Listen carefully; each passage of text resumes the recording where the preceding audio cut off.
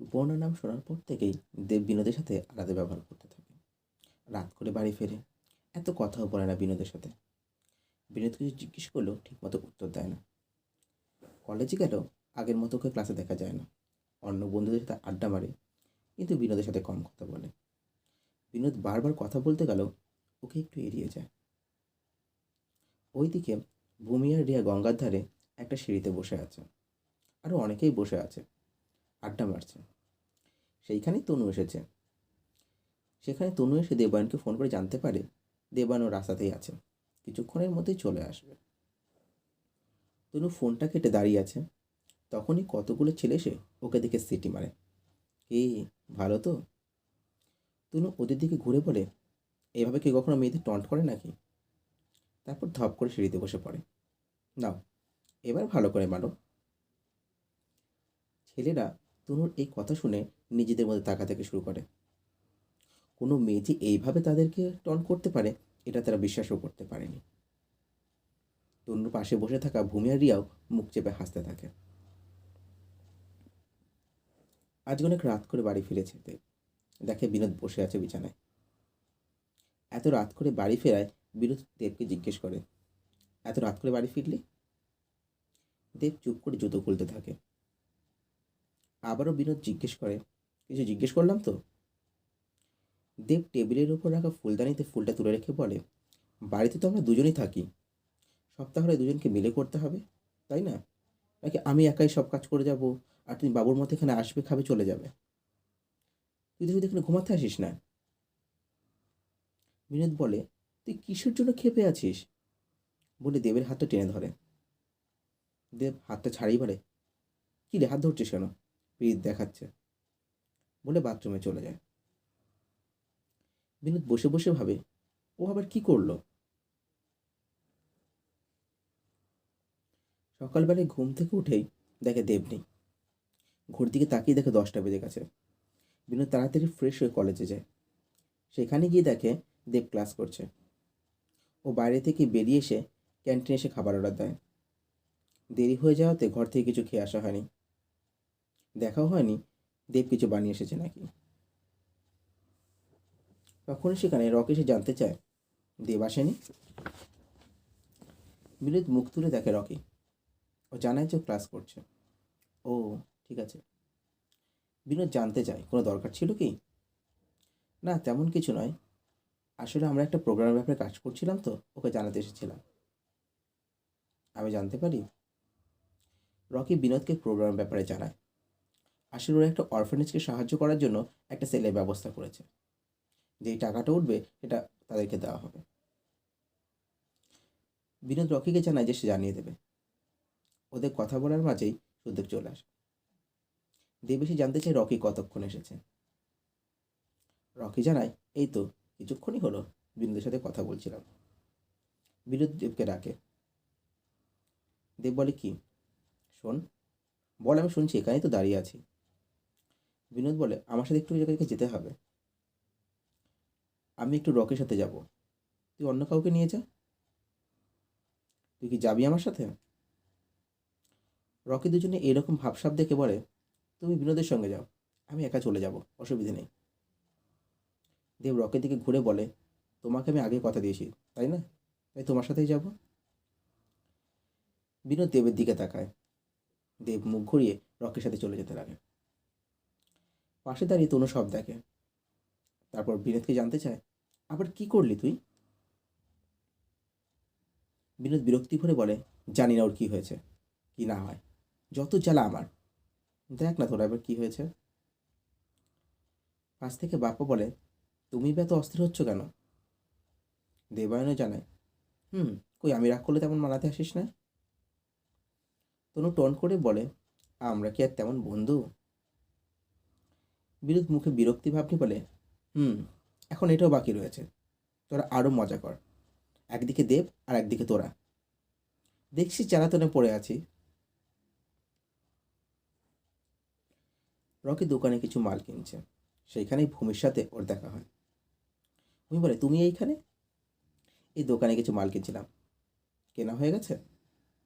না, আরও দুই একটা জিনিস বাকি আছে। তুমি এখানে? ভূমি জানায় যে ও কিছু খাবার কিনতে এসেছে। তখন রকি জানতে চায় যে বুর সাথে দেখা হয়েছে। না। তারপর কিছুক্ষণ চুপ থেকে বলে, রকি, একটা কথা জিজ্ঞেস করব? হুম। তোমার কোনো গার্লফ্রেন্ড আছে? রকি ভূমির দিকে তাকিয়ে হেসে বলে, সেই রকম কপাল খারাপ আমার এখনো হয়নি, তবে আমার কেনা হয়ে গেছে, আসছি, বলে বেরিয়ে যায়। রকি বেরিয়ে গেলে ভূমি ওকে প্রশ্ন করছে দেখে নিজেই লজ্জা পেয়ে যায়। বিনোদ বাড়ি ফিরে যাওয়ার পথে বাপ্পার কথাটা ভাবে, ও সুদীপকে নিয়ে এত পজিটিভ কেন? বিনোদ একটা হোটেল ঢুকে খাবার কেনার জন্য। সেখানে সুদেবকে দেখতে পায় কতগুলো ছেলের সাথে। বিনোদ গিয়ে দেবের কাছে বলে, বাড়ি চলো। দেব জানায় যে ওর যেতে দেরি হবে, ওকে চলে যেতে বলে। তাই দেখে বিনোদ দেবের হাতটা চেপে ধরে, এক্ষুনি বাড়ি চ। দেব চারিদিকে তাকিয়ে কথা না বাড়িয়ে সবাইকে বাই বলে চলে আসে। বাড়িতে এসে দেব সোজা বাথরুমে চলে যায়, গিয়ে শাওয়ারটা ছেড়ে দেয়।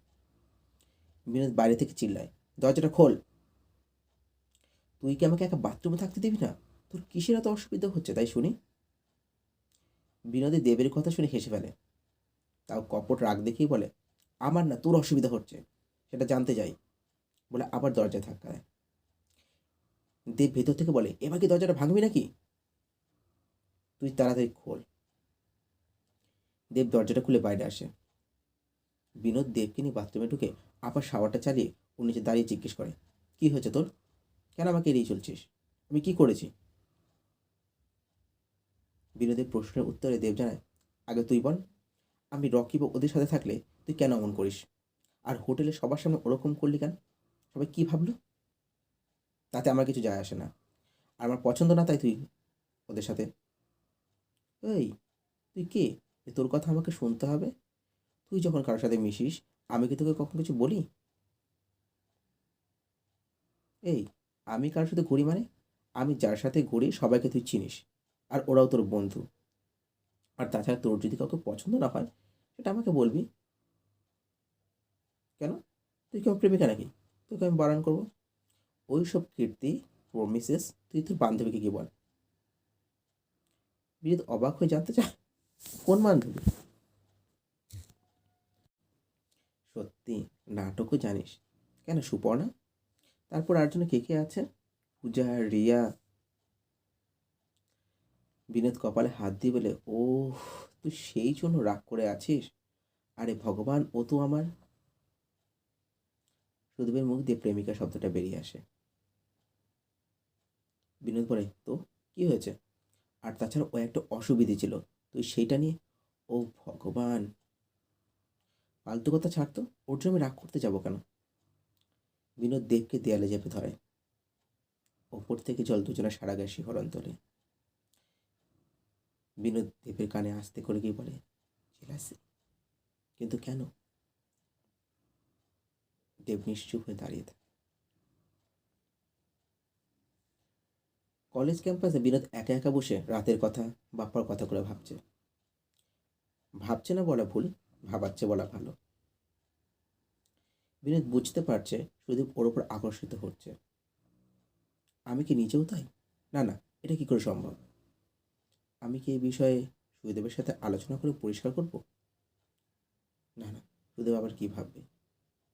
ও একটু ভালো মনে, তাই হয়তো। আমাকে আমার আদব কায়দা বদলাতে হবে। আমি কি অন্য ঘর থেকে চলে যাব? ওই তো আমার সাথে কথা বলছো না। আমি তো জোর করলাম। ধুর ছাতা, আমি কি তবে? না না, এসব কথা কি ভাবছি? আমি নর্মাল ব্যবহার করব। তাহলেই তো হলো। হ্যাঁ হ্যাঁ, আমি এখন থেকে নর্মাল ব্যবহার করব। ও এসব এত কথা ভাবছে যে ওর সামনের বেস্ট ফ্রেন্ড এসে দাঁড়িয়ে আছে, ও খেয়ালই করেনি। এসব বিনোদের কাঁধে হাত দিয়ে ঝাঁকায়। ওই, বিনোদ খেয়াল করে এসে দাঁড়িয়ে ওকে ডাকছে। আরে ভাই, কি ব্যাপার? তখনই এসে পড়ে, ব্যাপার তুই বল। আমি যে এতক্ষণ এখানে দাঁড়িয়ে আছি, তুই সেটা খেয়াল করেছিস? কার কথা ভাবছিস? কে এসে? এই বল, তুই আসবি জানাসনি তো? যদি জানাতাম তবে কি এই পাগলটার এই ছবি দেখতে পেতাম? না রে, আসলে এমনি। থাক থাক, আর ভণ্ডামি করতে হবে না। তখনই সেখান দিয়ে দেব আর তনু যেতে থাকে। বিনোদ সুদেব আর তনুর সঙ্গে এসার পরিচয় করিয়ে দেয়। তিনজনে হাসি বিনিময় করে। এসা দেবকে দেখেই বলে, তোমরা তো বিনোদ, দেব, এসা যদি কোনো প্রবলেম হয় দেখিস কিন্তু, যখন আমি না থাকবো অবশ্যই। এসা বিনোদকে একটা থাবড়া মেরে বলে, তোর ফাজলামো গেল না, বল। দেব মনে মনে ভাবে, বিনোদ কি চিপ, সবার সাথে বদমাইশি করে। এসা বলে, চলো তাহলে একটু ঘুরে আসি। বিনোদ, চল দেব, ওকে ঘুরে আনি। এই যে বিনোদ এইমাত্র এতগুলো কথা ভাবছিল, দেবকে দেখে সব ভুলে গেছে, বেমালুম ভুলে গিয়েছে। দেব লাইব্রেরিতে দরকার আছে বলে চলে যায়। বিনোদ আর তনু মিলে এসাকে ওদের কলেজটা ঘুরে দেখাতে থাকে। লাইব্রেরিতে গিয়ে খোঁজ করে দেব জানতে পারে আজ এসার আসেননি। দেব লাইব্রেরি থেকে বেরিয়ে এসে স্যারকে ফোন করে। স্যার ফোন ধরলে সুদেব বলে, স্যার আপনার বইগুলো এনেছিলাম, কিন্তু আপনি তো আসেননি। ওই পার থেকে স্যার জানায়, হ্যাঁ আসলে আমার দুদিন ছুটি আছে, আমি দুদিন যাব না, বইগুলো তোমার কাছে রেখে দাও। দেব, ঠিক আছে, আপনি যেদিন আসবেন আমাকে জানাবেন, সেই দিনই আমি নিয়ে আসবো। ওই পার থেকে স্যার বলে, আর যদি তোমার অসুবিধে না হয় তবে আমার রুমে দিয়ে যেতে পারো। তার উত্তরে দেব জানায়, অসুবিধা নেই স্যার, আপনি ঠিকানাটা বলে দিন, আমি চলে যাচ্ছি। ঠিক আছে, আমি তোমাকে লোকেশন করে দিচ্ছি, সেন্ড করে দিচ্ছি, আর ঠিকানাটাও দিয়ে দিচ্ছি, ঠিক আছে। দেব ঠিক আছে বলে ফোনটা রেখে দেয়। ওইদিকে বিনোদ এশাকে নিয়ে কলেজের বাইরে এসেছে। তনুর ক্লাস আছে বলে ও ক্লাসে চলে গিয়েছে। বিনোদ বলে, দাঁড়া একটু দেবকে ফোন করে নি, ও কোথায় আছে দেখি, ওকে নিয়ে যাব। বলেই বিনোদ পকেট থেকে ফোনটা বার করে দেবকে ফোন ধরায়। দেব হাঁটতে হাঁটতে ফোনটা ধরলে বিনোদ জানতে চায় ও কোথায় আছে, কাজ হয়ে গিয়েছে নাকি। দেব জানায় ও এখন স্যারের বাড়িতে যাচ্ছে। তাই শুনে বিনোদ বলে, ছাড় আজকে যেতে হবে না, আমি আর এসে অপেক্ষা করছি, তুই আয় গেটের বাইরে। দেব জানায়, না না, আসলে ওনার কিছু বই আমার কাছে আছে, ওইগুলোই দিতে যাচ্ছি, তোরা ঘোর, পরে দেখা হবে। আচ্ছা ঠিক আছে, বইগুলো দিয়ে তাড়াতাড়ি বাড়ি চলে আসবি, তাড়াহুড়ো নয়, ঠিক আছে। দেব ঠিক আছে বলে ফোনটা রেখে ম্যাপটা অন করে। বিনোদ ফোনটা রাখলে এসে মজা করে বলে, বাবা, বাচ্চার মতো করে বললি তো। বিনোদ এসে গালটা চিপে বলে, খুব ভালো ছেলে, বাচ্চাই বলতে পারিস। হুম, বুঝলাম। দেব একটা বাড়ির সামনে বাইক থেকে নেমে দাঁড়ায়, বাইকালাকে পয়সাটা মিটিয়ে দেয়, তারপর আরেকবার লোকেশনটা চেক করে নেয়। ওইখানে দাঁড়িয়েই স্যারকে একটা ফোন করে। স্যার উপরে উঠতে আসে বলেন। দেব গেট খুলে সিঁড়ি দিয়ে ওপরে উঠে এসে একটা দরজার সামনে দাঁড়িয়ে কলিং বেল টেপে। কিছুক্ষণের মধ্যে একজন এসে দরজাটা খোলে। দরজাটা যেটি খুলেন, সুদীপ তাকে কোথায় দেখেছে। একটু মাথায় চাপ দিতেই মনে পড়ে ওনাকে স্যারের সঙ্গে কলেজে দেখেছেন। দেব ঘরে ঢুকলে উনি দরজাটা বন্ধ করে গিয়ে একটা ঘরে চলে যান। সেই ঘর থেকেই স্যার একটা ঢিলেঢালা পোশাক পরে বেরিয়ে আসেন। দেব নিজের ব্যাগ থেকে বইগুলো বার করে স্যারের দিকে এগিয়ে দেন। স্যার বইগুলো নিয়ে ধন্যবাদ জানিয়ে বইগুলো টেবিলের উপর রেখে দেবকে বসতে বলে। সুদেব জানায় যে রাখবে না, ও বেরিয়ে যাবে। আরে কফি খেয়ে যাও, শুভ ভালো কফি বানায়। দেবের কথা বলার মাঝেই ওই ব্যক্তিটি রান্নাঘরে যায়। তাই দেখে দেব বলে, আপনারা দুজন রুমমেট। সুদেবের কথা শুনে স্যার হেসে ফেলে বলে, রুমমেটই বলতে পারো। স্যারের হাসি দেখে সুদেব একটু অস্বস্তিতে পড়ে যায়। দেবের অস্বস্তি দেখে স্যার শুভ বলে ছেলেটাকে ডাক দেন। স্যারের ডাক শুনে উনি বেরিয়ে এসে স্যারের দিকে যাকে জানতে চান কি হয়েছে। স্যার শুভবাবুর হাতটা টেনে নিজের পাশে দাঁড় করিয়ে বলে, আসলে আমরা দুজন ডেট করছি। শুভবাবু স্যারের দিকে তাকান। দেব কথাটা শুনে দুজনের দিকে তাকিয়ে আবার চোখটা নামিয়ে নেয়। বিনোদ ঘরে মোবাইল ঘাঁটছে। দেব বাড়িতে ঢুকে দরজাটা খুলে জুতোটা খুলে ব্যাগের খাতটা টেবিলে নামিয়ে রেখে বিছানায় বিনোদের পাশে গাঁটা এলিয়ে দেয়। দেব পাশে এসে শোয়াতে মোবাইলটা পাশে রেখে দেবের মাথায় হাত বুলিয়ে দিয়ে তখনই দেব উঠে বসে। বিনোদ বলে, কি হলো? না রে, উঠি। বিনোদকে বিছানায় টেনে শুয়ে বলে, পরে উঠিস, একটু শো। দেবও কিছু না বলে বিনোদের বুকের কাছে মাথা রেখে শুয়ে পড়ে। বিনোদও মাথার বালিশটা একটু কাছে নিয়ে ওর পাশে শুয়ে পড়ে। দেবায়ন আর বাপ্পা রাস্তা দিয়ে হেঁটে হেঁটে গল্প করতে করতে যাচ্ছে। বাপ্পা দেবায়নকে জিজ্ঞেস করছে, তুই কি দনুকে ভালোবাসিস? বাপ্পার কথা শুনে দেবায়ন চোখগুলো বড় বড় করে বলে, তুই কি বলছিস? বাপ্পা বলে, কেন, কি হয়েছে? তোকে জিজ্ঞেস করলাম। দেবায়ন ওকে বলে, আমাকে জিজ্ঞেস করেছিস, কিন্তু তনুর সামনে বলিস না, আমাকে মেরেই ফেলবে। বাপ্পা হেসে বলে, ঠিক আছে ঠিক আছে, তুই ওকে এত ভয় পাস? দেবায়ন বলে, ভয় না রে, আসলে সম্পর্ক নষ্ট করতে চাই না, ও খুব ভালো মেয়ে। বাবা, ঠিক আছে, চলো তাহলে রকির দোকান থেকে একটু কফি খেয়ে আসি। ঘড়িতে রাত 1টা বাজে। দেব বকবক করছে। ওর কথা শুনে আমিও ঘুমিয়ে পড়লাম। আর এখন এত রাতে কি খাবো, কি খাবার বানাবে? বিনোদ চুপ করে আছে দেখে বলে, তোর আর কি, রান্না তো আমাকে করতে হয়। বিনোদ তখন ওকে বলে, রান্না করতে হবে না, দেখ প্লেট দিয়ে চাউমিন ঢাকা আছে, তুই খেয়ে নে। দেব প্লেটটা উল্টে দেখে চাউমিন। তাই দেখে বলে, চাউমিন কখন এনেছিস? ওই এসের সাথে একটা রেস্টুরেন্টে গিয়েছিলাম, তাই তোর জন্য প্যাক করে দিয়েছে ও। দেব খাবারটা নিয়ে সামনে এসে আসলে বিনোদ বলে, তুই খেয়ে নে, আমি খেয়ে এসেছি। হুম, আমি এতটা খাবো। এতটা নয়, 1 প্লেট নিয়ে নিয়েছি। তখন দেব বলে, আর রুটি তরকাগুলো কে খাবে? বিনোদ দেবের দিকে তাকিয়ে বলে, রুটি তরকা কোথায় পেলি আবার, আমি তো চাউমিন এনেছি। দেব জানায় দেরি হয়ে যাচ্ছিল বলে ও নিজেও রুটি তরকা নিয়ে এসেছে। আমার তার বান্ধবী নেই যে একা একা বান্ধবীর সাথে খেয়ে আসবো। বিনোদ বলে, দেখ দেব, আমি কিন্তু তোর জন্য নিয়ে এসেছি, একা খাইনি, আর তোকে আমি ডেকেও ছিলাম, তুই ঢঙের কাজ দেখেই চলে গেলি। সে তো দেখতেই পাচ্ছে। তখন বিনোদ বলে, যখন খাবার ছিলই তখন বকবক কেন করছিলি? দেব বলে, বেশি না বকে খেয়ে আয়, অনেক রাত হয়ে গেছে। ক্যাফেতে ভূমি ওর বান্ধবীর সাথে এসেছে। বাপ্পাতে পেছন পেছন ঢুকেছে দেখে বলে, দুজন একসাথে? জাগ্গু জানতে চায়, ম্যাডাম কিছু নেবেন? রকি আবার বলে, আপনি হলেন আমাদের রেগুলার স্পেশাল কাস্টমার।